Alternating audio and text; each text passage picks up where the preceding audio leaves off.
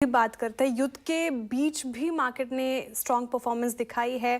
कारण क्या रहा, क्या लग रही है आपको तेजी की सबसे बड़ी वजह, और ऐसे मूड माहौल में अब क्या करना चाहिए, कौन से लेवल्स इंपॉर्टेंट, क्या ट्रैक करेंगे? बिल्कुल। देखिए आज श्रेया, गुड आफ्टरनून। सुबह सबसे पहले हम जो एक बात डिस्कस कर रहे थे ना, वो ये कर रहे थे कि जो ट्रम्प, आज सुबह शो की शुरुआत हमने एक ट्रम्प के ट्रुथ के साथ की थी।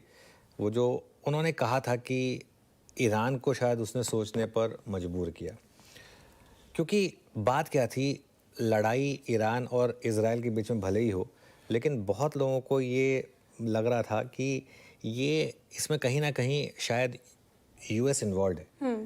डायरेक्टली इन्वॉल्व नहीं है, लेकिन इनडायरेक्टली इन्वॉल्व है। और अगर ट्रम्प साहब ने इनडायरेक्टली एक ये मैसेज दिया ईरान को कि देखिए अब आप बस, हम इजराइल को ही बोल देंगे आगे जाके, अब आप शांति से रहिए। अभी अभी जो उनकी पार्लियामेंट की बात हो रही है कि हम मास वेपन रिस्ट्रिक्शन के अगेंस्ट हैं, ये अपने आप में एक बड़ा पॉजिटिव है। और देखिए सटीक बॉटम तो आप कभी नहीं पकड़ पाएंगे श्रेया। इसके लिए अप्रोच ये रहती है कि ऐसे में एज एन इन्वेस्टर आप डिप्स को यूज़ करें और बाइंग करें, और अच्छे शेयरों को हर गिरावट में ख़रीदें, क्योंकि जब मार्केट घूमेगा तो वो इसी तरीके से घूमेगा। और यही एक रीज़न है कि मैं अभी भी यही मेंटेन करूँगा कि मार्केट में बड़ा ट्रेंड अभी भी पॉजिटिव है। जैसा आपने बोला, कुछ हिंट तो मार्केट ने फ्राइडे को ही दे दिया था। फ्राइडे को जिस तरीके से निफ्टी घूमा था 24,473 का ओपन लो लगाने के बाद, उसके बाद ही काफ़ी हद तक इंडिकेशन मिल गया था, लेकिन आज उस पर एक तरीके से स्टैंप लगी। आज सुबह मार्केट ने एक बार के लिए 24,850 रिजेक्ट किया, लोअर लेवल पर गया, हमारे सपोर्ट तक नहीं गया, उससे पहले ही घूम गया। उसके बाद जैसे ही उसने मॉर्निंग का हाई निकाला, उसके बाद उसने रुक के नहीं देखा। निफ्टी की जहाँ तक बात है श्रेया, अब हम बड़े वाले रेजिस्टेंस जोन में हैं, और यहाँ मुझे लग रहा है कि 24,950, 25,050, ये थोड़ा सा एक कंजेशन जोन है। इसको अगर आपने क्रॉस किया तो मुझे लग रहा है 25,200, 25,250 यहाँ का रास्ता खुलेगा। और अब आज का लो जो है 24,703, अब फ्राइडे का लो भूल जाइए, अब आप फ्राइडे का लो की अब रेलेवेंस भी नहीं बची है। अब आज का लो 24,703, इसके स्टॉप लॉस के साथ अब आप सिस्टम में लॉन्ग रहिए, और 24,800, 850 तक के डिप में बाय करिए। अब आपके पास वो वॉर में वाला वो ऑ वाला फैक्टर नहीं है जो आपको एकदम से जैसे ना शॉक एंड ऑ, वो वाला फैक्टर मिसिंग है अब। मिड कैप्स को लेकर क्या राय है? यहाँ पे स्टॉक स्पेसिफिक अप्रोच होना चाहिए, क्योंकि जिस तरीके से निचले स्तरों से इसने आज रिकवरी दिखाई, और पूरे आप हफ्ते पिछले वीक उठा लें, आउट परफॉर्मेंस रही है यहाँ पे, तो स्टॉक स्पेसिफिक होना ठीक रहेगा? देखिए श्रेया, अब हम ऑलमोस्ट ग्रीन में आने वाले हैं ब्रेड्थ में। मैं एक चीज़ एडमिट करूंगा, आज सुबह एक बार के लिए मैं मिड कैप मार्केट देखकर और ब्रेड देखकर डर गया था। एक बार के लिए मुझे लगा था कि ये तो थोड़ा सा ख़राब हो गया मामला, करीब 940-45 के करीब। लेकिन जिस तरीके से यहाँ पे रिकवरी आई है, ये एक क्लियरली आपको एक चीज़ बता रही है कि ये जो पॉकेट है ना स्टॉक स्पेसिफिक, यहाँ पर रिटेल डरने को तैयार नहीं है बिल्कुल भी। अच्छा, एक और चीज़ बताऊँ मैं आपको, क्यों मिड कैप गिरने को तैयार नहीं है, क्यों मार्केट हमारी गिरने को तैयार नहीं है। कल एक न्यूज़ आई जो मेरे शाम को, आज सुबह जनरल पेपर्स ने पिक की, बहुत लोगों ने शायद उसको उतना इंपॉर्टेंस नहीं दी जितना डिजर्व करती थी। स्टेट बैंक ऑफ इंडिया ने अपने डिपॉजिट रेट जो है, सेविंग्स डिपॉजिट, उस पर इंटरेस्ट रेट काट के 2.5% कर दिया। 2.5%, 2.5% में क्या ही मिलेगा, है ना। तो अब वो 2.5% मतलब आप 1 लाख रुपए अगर रखते हैं बैंक में, तो 2,500 रुपये महीना आपको इंटरेस्ट मिलता है, मतलब महीने का 200 रुपये, मतलब उसमें आप क्या ही कमा लेंगे, है ना। तो लोगों के पास ऑप्शन नहीं है इस समय स्टॉक मार्केट के अलावा बहुत ज़्यादा। Real estate out of reach है, और गोल्ड भी अब 1 लाख पार कर गया। तो इसीलिए मिड कैप स्मॉल कैप में ये जो होता है ना, ये कॉस्ट ऑफ कैपिटल रैली होती है। आप लो इंटरेस्ट रेट एनवायरनमेंट में मिड कैप और स्मॉल कैप हमेशा आउट परफॉर्म करते हैं, क्योंकि आप और कुछ नहीं। बहुत लोग, मैं नहीं चाहता कि ऐसा फेज़ आए दोबारा, लेकिन बहुत लोग उधार ले लेके पैसा मार्केट में डालते हैं, तो ये क्योंकि कम रेट पे मिल रहा होता है इसके लिए, तो ये भी एक फैक्टर है जो मिड कैप और स्मॉल कैप के फेवर में। चलिए, इस वक्त की बड़ी बात तो यही है कि अब हम 4 महीने में 4 बड़े इवेंट देख चुके हैं। आप हाईलाइट भी करे थे, उसके बावजूद बाजार एकदम मजबूत है। बिल्कुल। इजराइल और ईरान के बीच में 13 और 14 जून की रात को युद्ध शुरू हुआ था, करेक्ट। रविवार को ईरान ने इजराइल के ऊपर वापस अटैक किया। उन्होंने तेल अवीव, हाइफा और तेल गुरबिन करके जो उनके एयरपोर्ट्स हैं, वहाँ पर उन्होंने अटैक किया है। अब इजराइल का ये कहना है कि उनके हमले में ईरान रिवोल्यूशन गार्ड के खुफिया की मौत हुई है, उनके खुफिया के प्रमुख की मौत हुई है, और ईरान के कई सारे ऑयल एंड गैस प्लांट्स वगैरह, रिफाइनरीज वगैरह में आग लगी है। ईरान का ये कहना है कि इजराइल के हमले में 250 लोग मारे गए हैं। तो ईरान ने ये एक्सेप्ट किया है कि 250 लोगों की जान गई है ईरान में, यानी कि कई रिहायशी इलाकों में भी उनका मानना है हमले हुए हैं। अब ये तो सारी चीज़ें हुई है, ईरान भी अपनी तरफ से अटैक कर रहा है, और ऐसा भी नहीं कि ईरान के अटैक हुए तो इजराइल में जाके नहीं गिरेंगे, सारी की सारी मिसाइल्स उन्होंने रोक ही लिया आयरन डोम से, वैसा भी नहीं हुआ। इसका मतलब क्लियर कट है कि ईरान भी ऐसा तो मजबूत है, ऐसा नहीं कि बिल्कुल आप खाली मार के जाओ हम खाली निंदा करेंगे, ऐसा नहीं, वो भी वापस पलट के मार तो रहा है, ऐसा नहीं कि नहीं मार। अब वो है कि 10 अगर इजराइल ने मारी तो ईरान ने 5 मारी, 3 मारी, 8 मारी, उस पर बहस हो सकती है, लेकिन मार तो उधर भी पड़ रही है, दोनों तरफ से हो रही है। अब इस बीच में ट्रम्प साहब ने सोचा कि एक्स यानी ट्विटर का इस्तेमाल किया जाए। उन्होंने 2 चीज़ें कही है। एक तो ये कहा कि भाई कि हमें जानकारी तो पहले से थी कि इजराइल ऐसा करने वाला है, लेकिन हमारा हाथ नहीं है मतलब, और उन्होंने एक्सेप्ट तो किया, एक्सेप्ट तो करें, उनको तो ऐसा है ना कि पूरी दुनिया में कहीं भी परिंदा उड़ता है तो उन्हें पता होता है, मतलब अमेरिका की ये गलतफहमी तो यही है, और होगा भी तो होगा, उनको पता होगा, क्योंकि काफ़ी लोग तो यही मानते हैं कि इनडायरेक्टली तो अमेरिका ही लड़ रहा है ना, ईरान पर अमेरिका डायरेक्टली लड़ने के बजाय इजराइल के थ्रू लड़ रहा है, ठीक है। दूसरा उन्होंने कहा कि भाई जैसे मैंने डील करवाई इंडिया पाकिस्तान में जो उनकी गलतफहमी है, मतलब वैसी डील मैं इजराइल और ईरान में भी करवा दूंगा, तो मुझे बड़ा भरोसा है, ये है वो है, जो भी हो। तो थोड़े मतलब ट्वीट ऐसे हैं कि भाई लड़ाई कम करने की तरफ, हालांकि ईरान की तरफ वो अपना स्टैंड नरम नहीं कर रहे हैं, ये कह रहे हैं कि बातचीत करो और ख़त्म करो। बेसिकली ईरान के खिलाफ इजराइल और अमेरिका दोनों ये चाहते हैं कि उनके न्यूक्लियर वेपन्स को ख़त्म किया जाए किसी न किसी, ताकि वो एक जो रिस्क बनी हुई है वो ख़त्म हो। तो ये वाली चीज़ है, तो ये अब तक की बड़ी बातें हुई हैं। अभी तक बाजार को अब इस वक्त युद्ध का ज़्यादा डर नहीं है, जितना हुआ जो हुआ, और बाकी चीज़ों को पचा चुका है।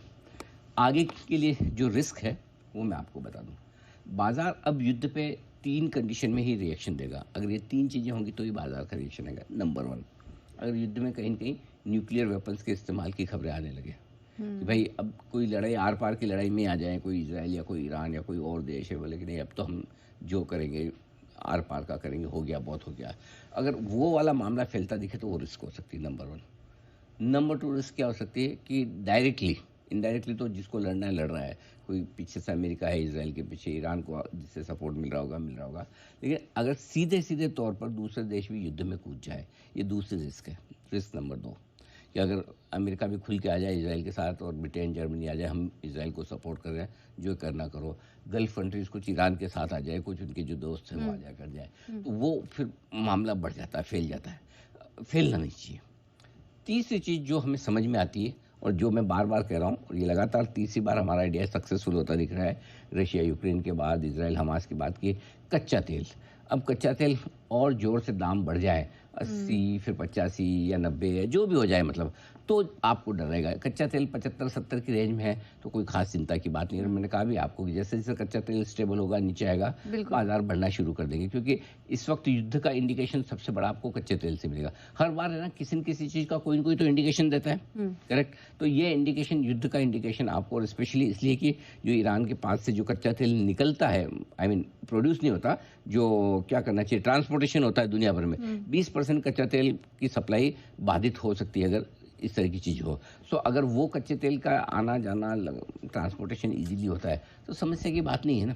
सो मेरा ये समझिए 3 ट्रिगर ऐसे हैं जिन पर नज़र रखनी चाहिए। लेकिन जैसा मैं बार बार कहता हूँ कि जब भी युद्ध होता है एक बार डर लगता है, नीजर रिएक्शन आता है, लेकिन बाजार वापस बेहतर और बेहतर मजबूत होते दिखते हैं। और एक बार फिर से मैं आपको वो 4 चीज़ें बताना चाहता हूँ जिससे आपका कॉन्फिडेंस लेवल सुबह से बढ़ा होगा, आज फिर बढ़ेगा। 4 महीनों में 4 बड़ी इवेंट हुई है। पहली इवेंट हुई 3 मार्च 2025 को, जब ट्रम्प साहब ने पहला ऐलान किया कनाडा और मैक्सिको इसके ऊपर लगाएंगे वो टैरिफ, एल्यूमिनियम और स्टील पर लगाएंगे टैरिफ 25% का, राइट। और उस समय निफ्टी का लेवल था 22,000 के आसपास। 3 मार्च की क्लोजिंग 22,119 की थी, राउंड फिगर में मैंने 22,000 लिखा। ठीक 1 महीने बाद एक और बड़ी इवेंट हुई ग्लोबली, और वो थी करेंसी वॉर को लेकर, जहाँ पर 11 अप्रैल को 7.42 7.43 के आसपास युआन का वैल्यूएशन हुआ। तब 22,830 825 के आसपास, 23,000 के आसपास राउंड फिगर में मान लीजिए निफ्टी था। 1 महीने बाद ही बड़ी इवेंट दूसरी हुई। टेरिफ वॉर की इतनी बड़ी इवेंट थी, डर था सबको, उसके 1 महीने बाद निफ्टी आपका 1000 पॉइंट ऊपर था। फिर 1 महीने बाद जो सबसे बड़ी इवेंट हमारी हो सकती है इस साल की या दशक की भी मान लो, सीधा सीधा युद्ध। किसी भी देश की लाइफ टाइम में युद्ध 2-4 बार होते हैं मैक्सिमम, कई देशों के तो होते भी नहीं है। तो आज आप सोचिए एक युद्ध हुआ हमारे यहाँ भारत और पाकिस्तान के बीच में 7 मई 2025 को। 9 मई का निफ्टी का लेवल था 24,008, ठीक है, ये तीसरी इवेंट 3 महीने में, ठीक है। और चौथी इवेंट अभी जो हुई आपकी पिछले हफ्ते 13 जून को, फिर 1 महीने बाद ऑलमोस्ट, मतलब मैं राउंड फिगर में ले रहा हूँ, 1 महीने बाद इजराइल ईरान का युद्ध शुरू हुआ। निफ्टी की क्लोजिंग गुरुवार को 24,800 700-800 के आसपास, बाकी आप 25,000 पे ट्रेड करते हैं, राइट। 4 दिन से 25,000 के ऊपर बंद हो रहा है। तो आप देखो 4 महीनों में 4 बड़ी इवेंट और निफ्टी 22, 23, 24 और 25,000। ये बाजार का कमाल और ताकत है। बिल्कुल। इसलिए आपको पैनिक नहीं करना है और डर के ऐसे बेच नहीं देना, भाग नहीं जाना है। मतलब युद्ध होगा वो आपके हाथ में नहीं है, कितना लड़ेंगे आपके हाथ में नहीं है, कब रुकेंगे आपके हाथ में नहीं है, लेकिन आपके हाथ में आपका बना रहना, टिकना और कॉन्फिडेंस बनाए रखना बहुत ज़रूरी है। आज मुझे एक सुबह मैसेज भी आया था, कोई एक ट्विटर पे अशोक करके हैं, अशोक जी ने बोले सर आपने आपके हर दर्शक के मन में कूट कूट कर ताकत भर दी है। हाँ। भरपूर साहस की सप्लाई कर दी है। उम्मीद करते हैं कि हमारे फेवरेट अनिल सर से बस इसी तरह से आप हजारों करोड़ दर्शकों से जुड़े।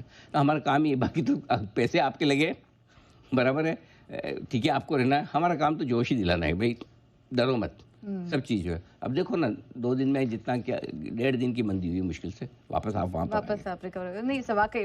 यहाँ से अब कौन कौन से लेवल्स हैं जो इम्पोर्टेंट हो जाते हैं? बिल्कुल हम अब बेस हाई पर आ चुके हैं, 250 अंक ऊपर है, लेकिन अब यहाँ से किन लेवल्स पर 2 तारीख इंपॉर्टेंट है, 22 मई और 13 जून। नहीं आप चिंता मत करो, ना आपकी बर्थडे ना मेरी वैसे याद करें। 22 मई और 13 जून को 24,450 से ठीक थोड़ा सा ऊपर निफ्टी ने लो बनाया था। 22 मई को 24,464 और 13 जून यानी पिछले हफ्ते शुक्रवार को 24,473 कुछ था। सो राउंड फिगर में 24,450 के करीब। अब जब तक इसके नीचे टिके और बंद ना हो तब तक नई कमजोरी, नई मंदी है ही नहीं, भूल जाओ। बैंक निफ्टी का 22 मई का लो था 54,576, वो तो आया ही नहीं। अभी तो उससे हम 700-800 पॉइंट पहले से घूम गए। अब इसके नीचे बंद होने पे ही बैंक निफ्टी में भी नई कमजोरी आएगी। ऊपर कितना? 25,000, 25,150, ये आपकी रेंज है जिसमें प्रॉफिट बुकिंग आएगी। आज 25,000 के ऊपर बंद हो तो बहुत बढ़िया। 4 दिन तक हम 25,000 के ऊपर बंद हुए, 2 दिन 25,000 के नीचे। अगर आज वापस 25,000 के ऊपर बंद हो जाए तो वेरी गुड। और 25,150 के ऊपर बंद हुए मजा ही आ जाएगा, क्योंकि जो हमने पूरी रिकवरी देखी है 7 अप्रैल से के लो से, उसकी हाईएस्ट क्लोजिंग हमें मिली है 25,141 की 11 तारीख को। तो उसके ऊपर अगर बंद होंगे तो एक ब्रेकआउट मिल जाएगा। अब आइए बैंक निफ्टी 56,400 और 56,625 एक छोटी सी रुकावट की रेंज है। वैसे छोटी रुकावट की रेंज तो बैंक निफ्टी की यहाँ आ गई है 56,000 56,150, जो पुराना हाई था हमने पार किया। बट फिर भी जो रीजनेबल ढंग की रुकावट की रेंज है वो 56,400 56,625। इसमें भी 56,850 के ऊपर बंद हो गए तो गजब की तेजी बनेगी। अब पूछिए 56,850 क्यों? क्योंकि 9 जून को 56,841 नहीं 56,839 ये बैंक निफ्टी का लाइफ हाई क्लोजिंग है अब तक का, ऐतिहासिक सबसे ऊपर की क्लोजिंग ये मिली। बस उसके हाईएस्ट फेवर क्लोज मिलेगी तो फिर वापस आप तेजी में आ जाएगी। एक अच्छा करेक्शन भी देख लिया आपने, 57,000 वाला आ गया 55,000, 55 से वापस 57,000। चलो मजे करो, करेक्शन पूरा, सारे कमजोर खिलाड़ी बाहर, मजबूत अंदर, डन। बिल्कुल। तो ये